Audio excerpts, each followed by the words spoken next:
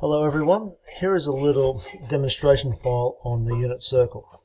So as expected, point on the circle, rotated around. I've got the blue interval here to represent cosine, the red interval here to represent sine, and up here the angle is being measured in radians. Now what I want to do is if I tick these particular boxes I can actually trace out the sine curve. So as I move the point around the circle, you can see the red sine function is being traced out.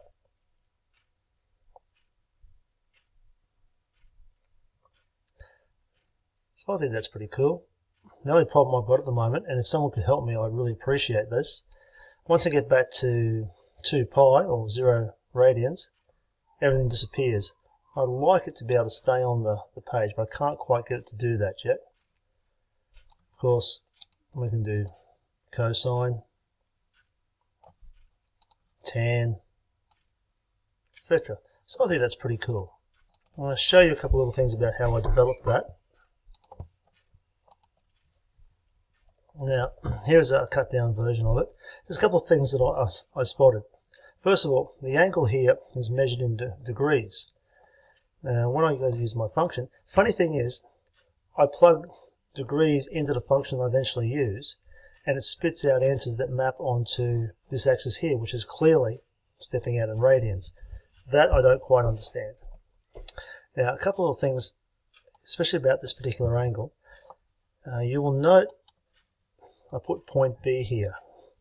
I use point B, it's essential when it comes to measure this particular angle. So when you use your angle tool up here, and you choose your 3 points, use point B. So you can choose point B, origin, and point C, and then that will trace out your angle in the anti-clockwise direction, which is what you need when you're doing the unit circle. If you don't do that, and you used this point here, point D, as your starting point, when you move around into a different quadrant, you will start measuring different angles, and everything will stuff up on you. So that's just a little tip to keep an eye out for.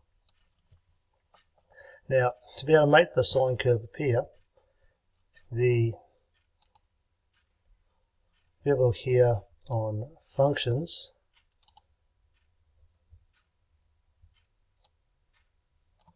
this one here, Ross demonstrated this one on one of his original files, and I'm very thankful that he did. So kudos to Ross, because I found this invaluable.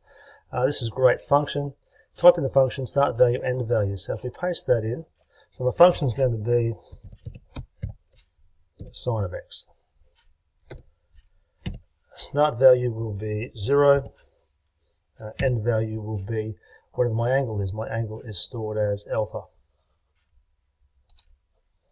This is what I was saying before. Even though alpha is being measured in degrees, when it's applied into the function, it spits out answers that map onto this x-axis in radians. I don't quite get that. So let's hide that. As you can see, it comes out quite nicely. So that's really cool. Of course, you don't want degrees showing here and it clearly mapping out 3.14. We don't want it mapping out in radians there. So hide the angle. This is what I've done here in my original. I've hidden the angle, done a quick conversion up here for radians.